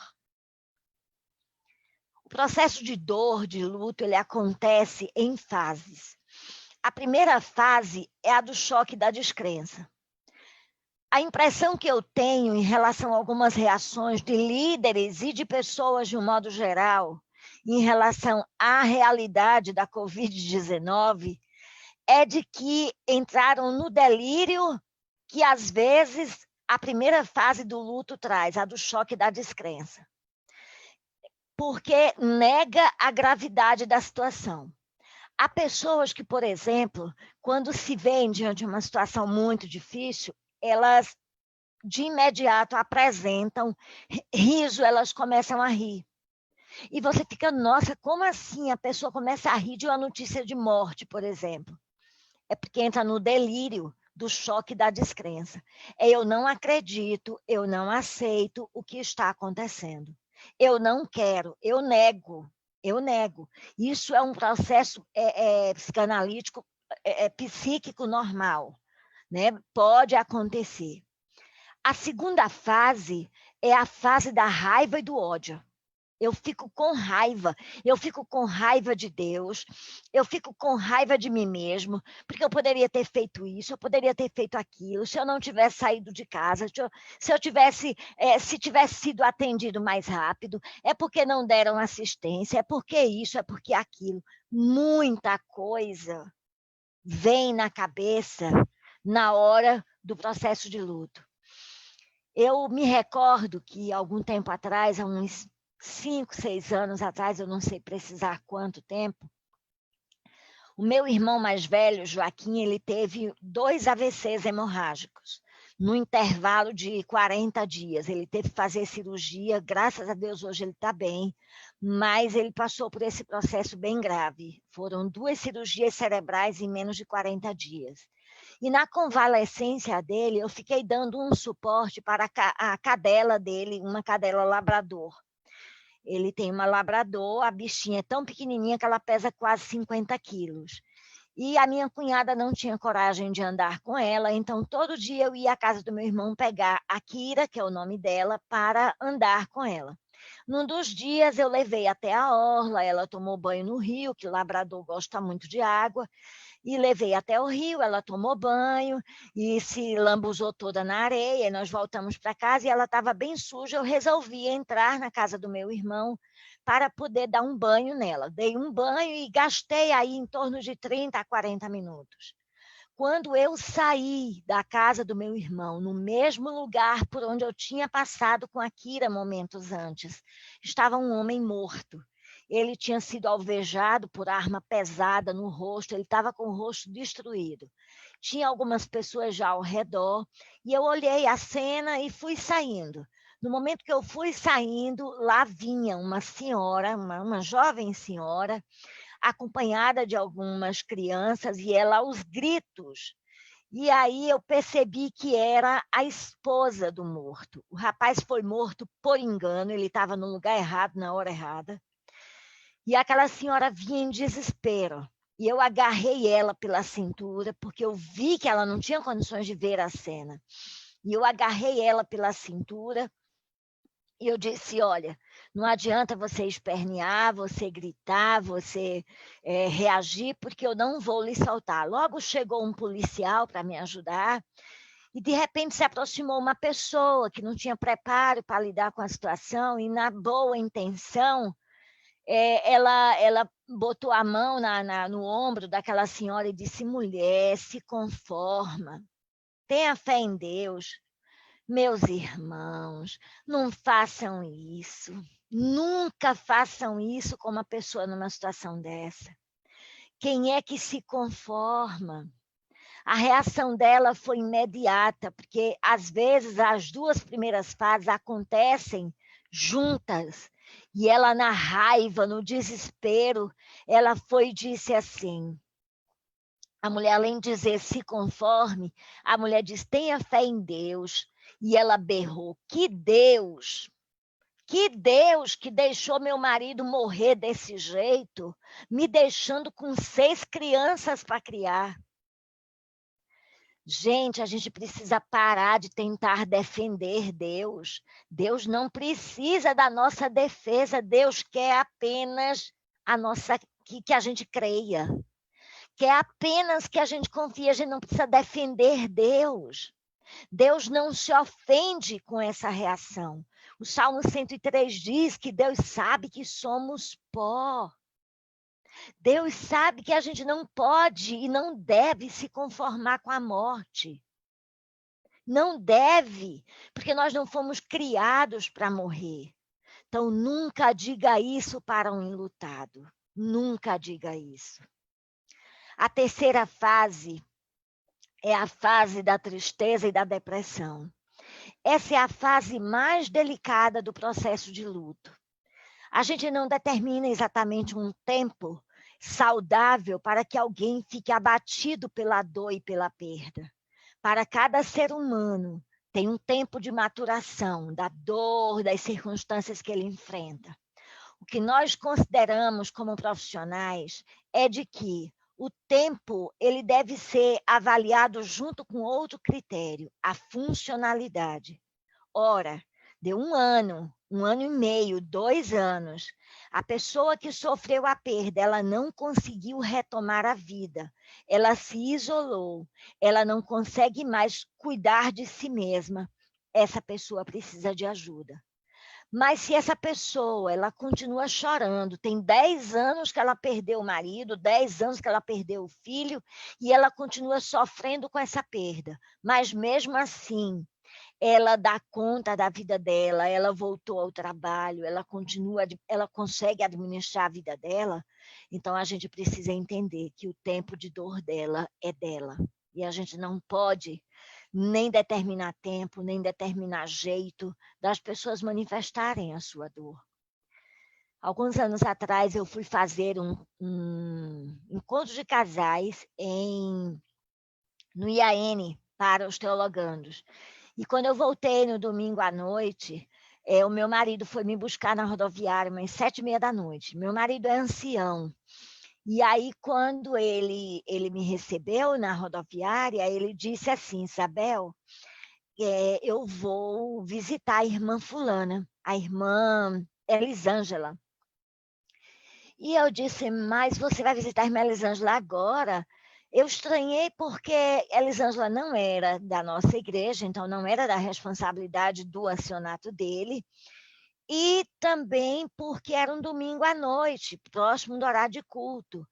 E eu disse, querido, por que você vai visitar a irmã Elisângela? Ele disse porque o menino dela, eu agora não vou me lembrar o nome dele, tinha 18 anos e ele foi para um acampamento da igreja, tinha havido um acampamento de jovens da igreja, e ele acabou morrendo afogado no rio. E eu disse, bom, então eu vou junto. O velório estava sendo na casa da irmã Elisângela. E quando eu cheguei ali na casa da irmã Elisângela, eu me deparei com ela sentada do lado daquele caixão. E a dor era tão grande, era assim, tão descomunal a dor, que não tinha lágrimas, era uma dor seca. E o luto, ele por vezes, no início dele, ele pode tirar a consciência das pessoas. Então, elas não têm conexão com o entorno, elas se desconectam. E eu me aproximei da irmã Elisângela e disse, Elisângela, você sabe quem está falando com você? E ela disse, sei.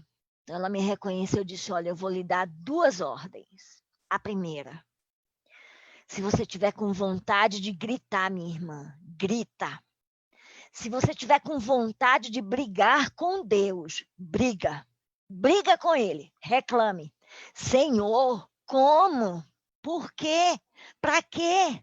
Onde o Senhor estava? Reclame, é um direito. É um direito que Deus Santo, poderoso, maravilhoso dá a nós que somos pó. De questionar. Segundo, não aceite tomar remédio, não tome.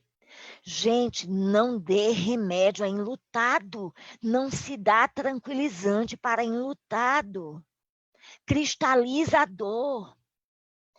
O luto hoje, em tempo de pandemia, está sendo extremamente violento. Extremamente violento. Não basta a doença ser estranha e violenta, o luto é violento. porque não pode ter velório, não pode ver, o caixão é lacrado. Segundo a ciência, a contaminação pode acontecer até 72 horas depois que a pessoa morre. Então, o caixão tem que ser lacrado, provavelmente caixão de chumbo, não é caixão comum. Passa a ser patrimônio do Estado, quando o morto de pandemia passa a ser patrimônio do Estado, a família não decide. Então, é arrancado da família não somente o ente querido, a doença não tem arrancado somente o ente querido, tem arrancado das famílias o direito do ritual que ajuda a fechar o processo de luto. Assistir o velório, chorar, ter direito de ficar ali, de tocar. Você imagine que a única exceção que a Bíblia abre para tocar assim morto é quando é mãe, filho, esposa, é alguém muito querido. A Bíblia dá esse direito de tocar. Porque a Bíblia entende, eu acho que é o maior livro de psicologia que existe, acho, não tenho certeza, entende a necessidade dos rituais para o ser humano para fechar alguns processos. E o processo de luto precisa desse ritual. E eu disse a ela, não tome remédio. Quando você dá o remédio para uma pessoa enlutada, ela não fecha o luto fica aberto. Porque ela não tem como participar do ritual, ela está desconectada. A quarta fase é a fase da aceitação. Sabe aquela frase muito comum que bandido às vezes diz para a vítima? Perdeu, playboy. É quando você chega no momento em que você se olha e você diz, perdeu. Perdeu o emprego, perdeu o marido, perdeu o casamento, perdeu a namorada, perdeu. A sua vida agora, no momento que você aceita a perda, ela começa a andar. Porque ela te tira a aceitação, te tira do trauma e da paralisação da dor, que você estava na terceira fase. Quando você aceita, você diz, bom, agora eu tenho que continuar. Eu tenho que conviver com isso. Isso vai fazer parte da minha história. Vai fazer parte das minhas lembranças. Mas isso não pode continuar decidindo como que eu vou viver. E aí nós vamos para a quinta e última fase, que é a fase da esperança. E nós cristãos, para nós cristãos, essa fase é ainda mais especial. Porque nós temos uma esperança maior.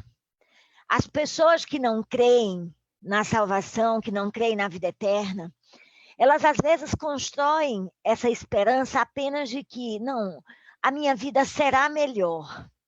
Eu perdi, mas eu vou conseguir vencer. E a esperança do mundo, ela se esbarra aí. A nossa não. A nossa se esbarra entendendo que esse intervalo entre o nascimento e a morte é apenas um intervalo, que nós temos uma eternidade inteira para viver. Então, a nossa esperança, ela é muito maior.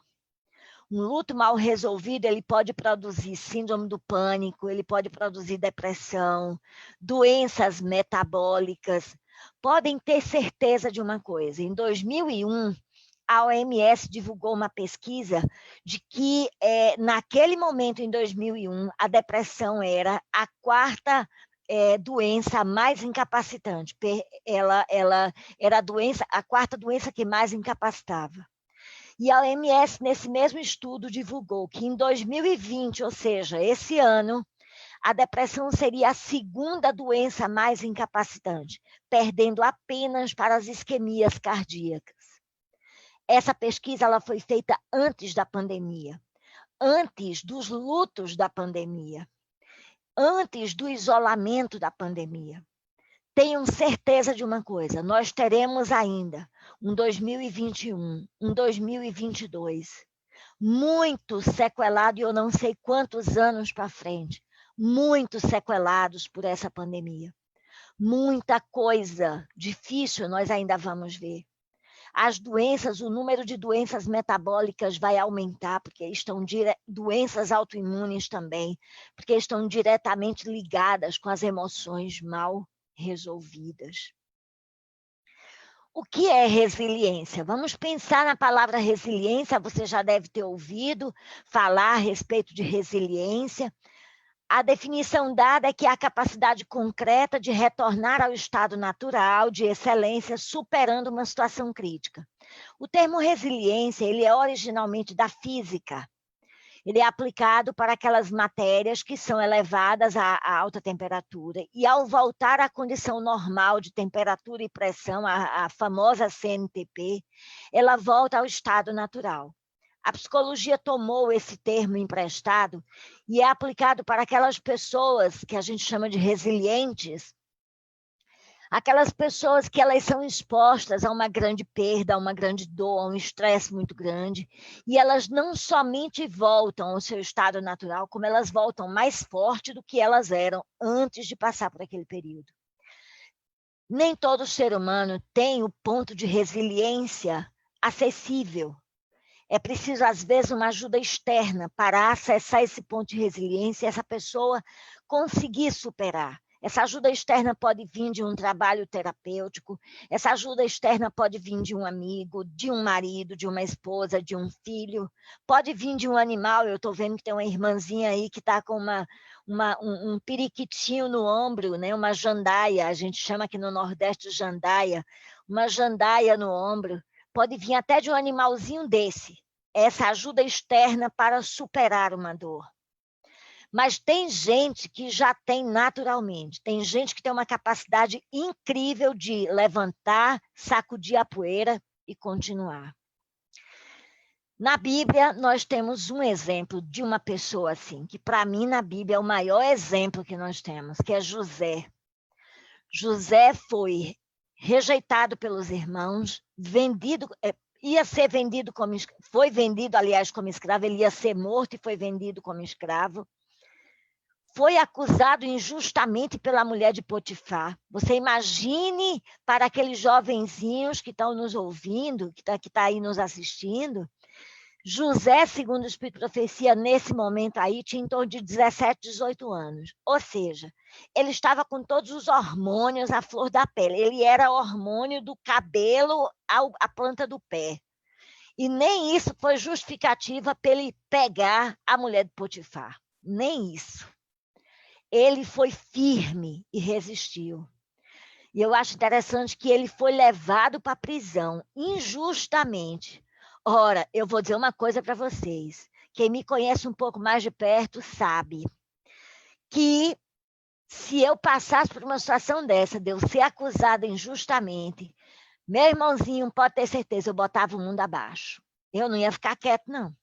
Eu não ia aceitar a masmorra com facilidade, não. Eu ia me rebelar. José se submeteu de uma maneira impressionante.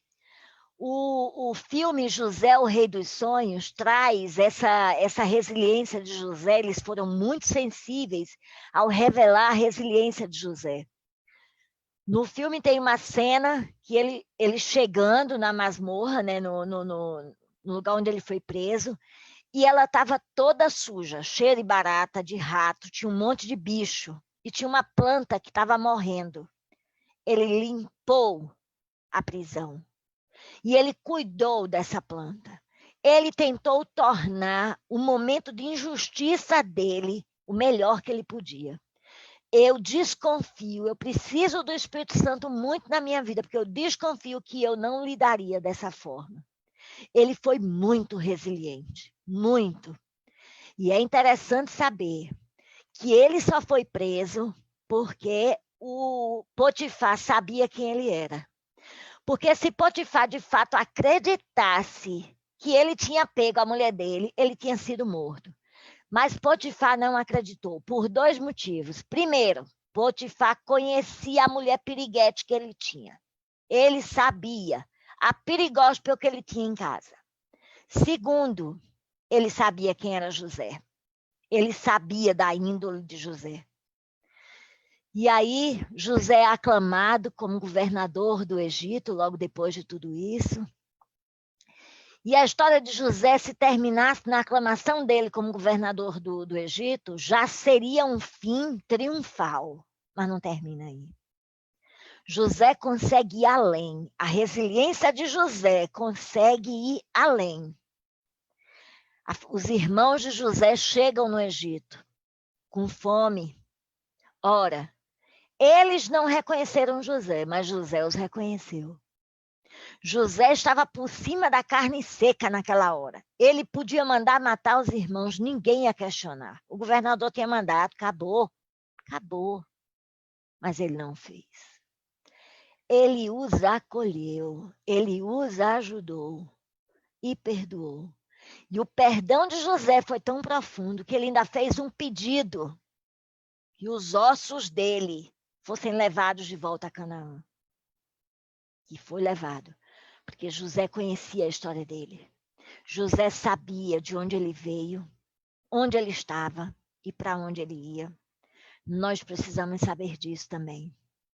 Quanto mais vivo, mais me dou conta do impacto que a atitude da pessoa tem na vida. Para mim, a atitude é muito importante. É mais importante que o passado, a educação, o dinheiro, as circunstâncias, os fracassos. É mais importante que os êxitos, mais importante que tudo que as pessoas dizem ou fazem. É mais importante que a aparência, os dons ou as habilidades. A atitude pode fazer ou desfazer uma empresa, uma igreja, um lugar.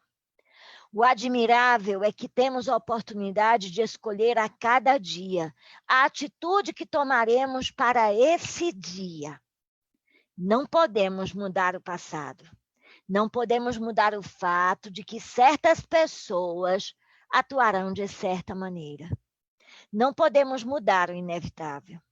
Tudo que podemos fazer é tocar a vida com a corda que temos. E esta corda é nossa atitude. Estou convencida de que a vida é composta de 10% do que sucede a cada um e 90% pela forma como reagimos ao que nos sucede. É a nossa reação às perdas e às durezas da vida que vai fazer a diferença.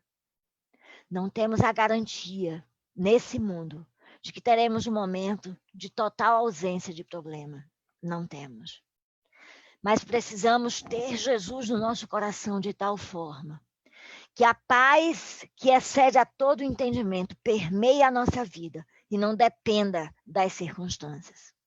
E decida na sua vida aquilo que Cora Coralina decidiu. Alguém terá que me enterrar. Eu não vou fazer isso comigo.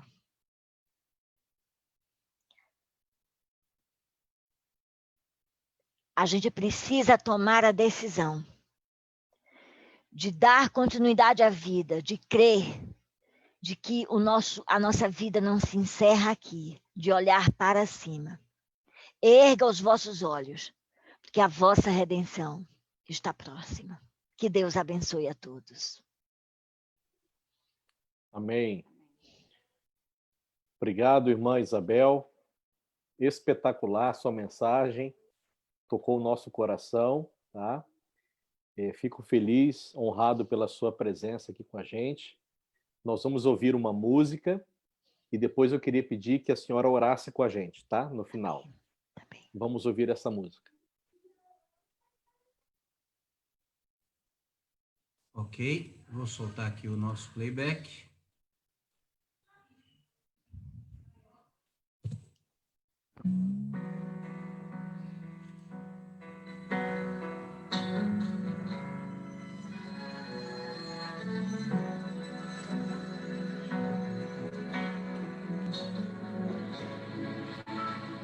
Tanto tempo que eu espero para os mistérios desta vida desvendar.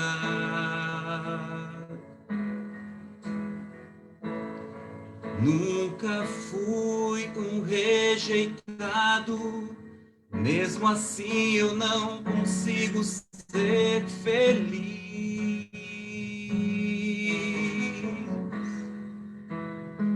Sei que o brilho nos meus olhos voltará a ser intenso quando eu olhar para ti. Quero ter um recomeço, quero ter alegria em meu viver.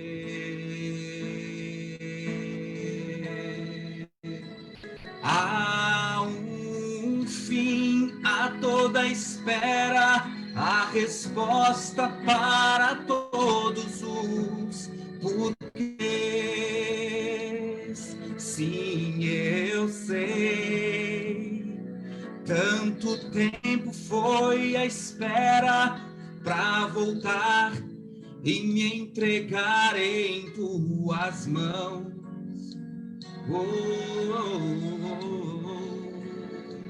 És a luz em meio às trevas, és a mão que sempre guia, Salvador.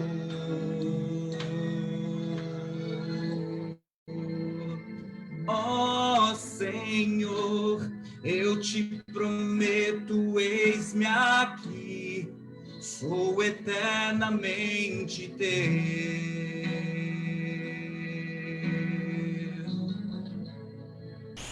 Sei que hoje sou cativo dos pecados que acorrentam meu viver,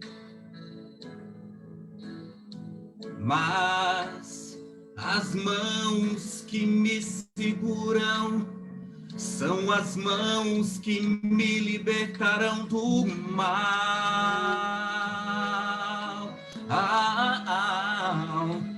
Doce Cristo, meigo mestre, só tu podes transformar o meu viver, ó Senhor.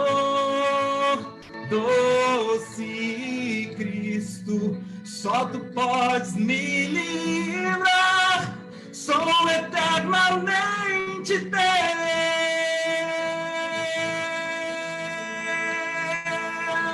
Há um fim a toda espera, a resposta para todos os porquês.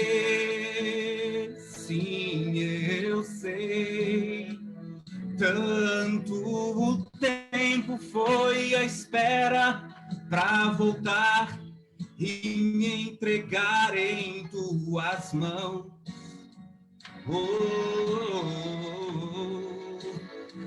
És a luz em meio às trevas, és a mão que sempre guia, Salvador.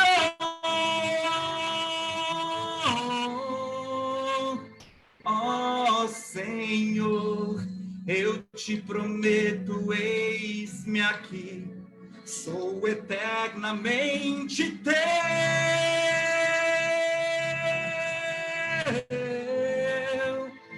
Ó Senhor, eu te prometo, eis-me aqui, sou eternamente teu.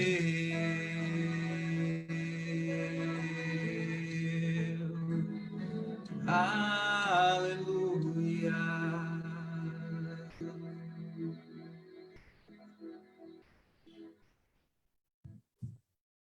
Amém. Obrigado, Samuel.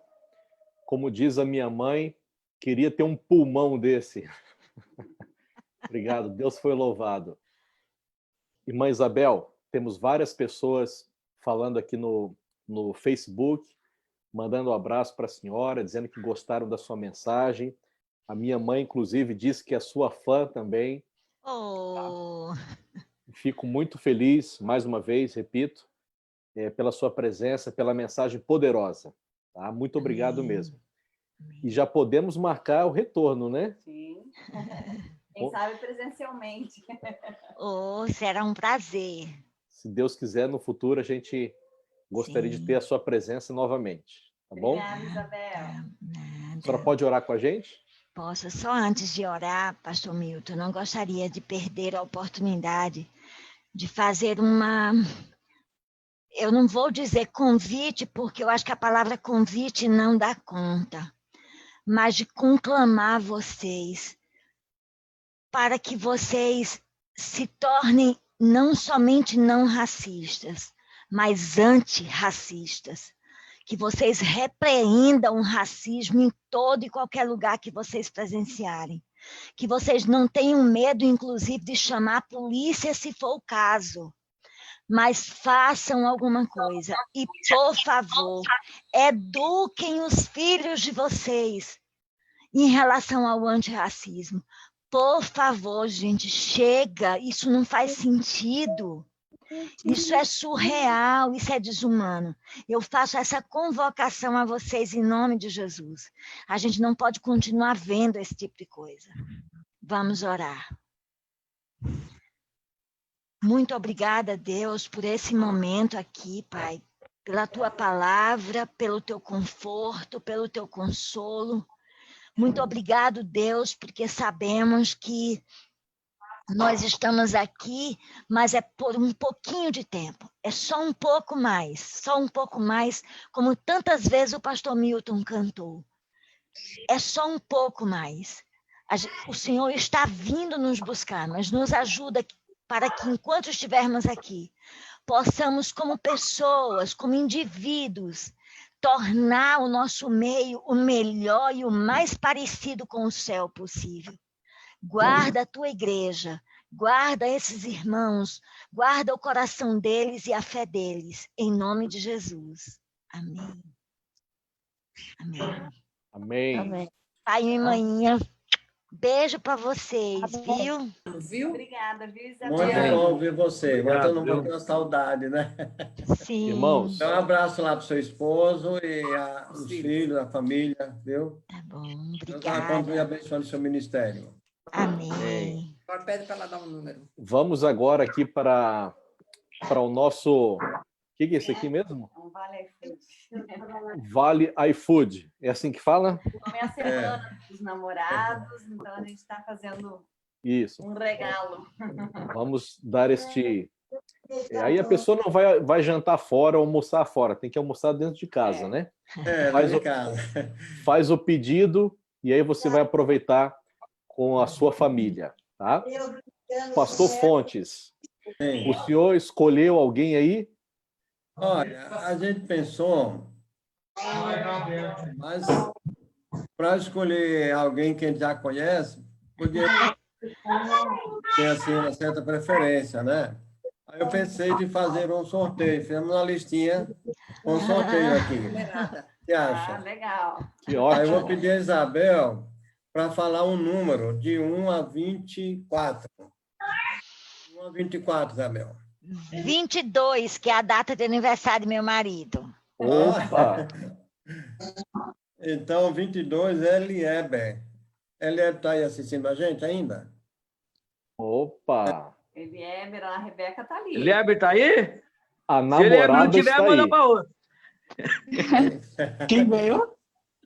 Se não estiver, pede, pastor. ou não? Estamos aqui.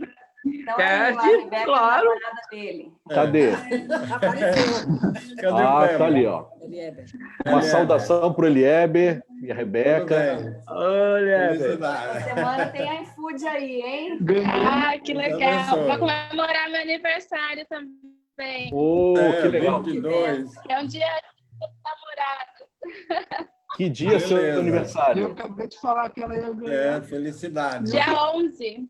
Ah, legal. Parabéns. O meu foi dia 30, Elieber, então. né? Ah, tá. Eu falo da Rebeca. Obrigada. Pastor Um Fontes, abraço. muito obrigado pela sua presença, sua esposa querida também com a gente. E Obrigado. a irmã Isabel, que Deus abençoe seu ministério. Todos nós ficamos sensibilizados, tocados pela sua mensagem. Eu vou colocar nos grupos os seus seminários. Sim, sim. Eu vou disparar nos Inclusive, alguém me pediu, eu vi alguém pedindo o meu WhatsApp. Pode divulgar, viu, pastor Milton? Pode colocar nos grupos o meu telefone e qualquer dúvida que as pessoas tiverem a respeito do congresso, é só entrar em contato. A inscrição encerra amanhã, tá bom? Tá. Nós vamos divulgar já. Ok. Muito obrigado mais uma vez. Eu estou devendo um almoço para vocês, hein? Muito bom. Tá? Beleza. Um grande abraço para Deus todos. abençoe, viu? Um feliz sábado, restante sábado feliz. Bom sábado para todos. Muito obrigado. Viu? E revela. Um abraço.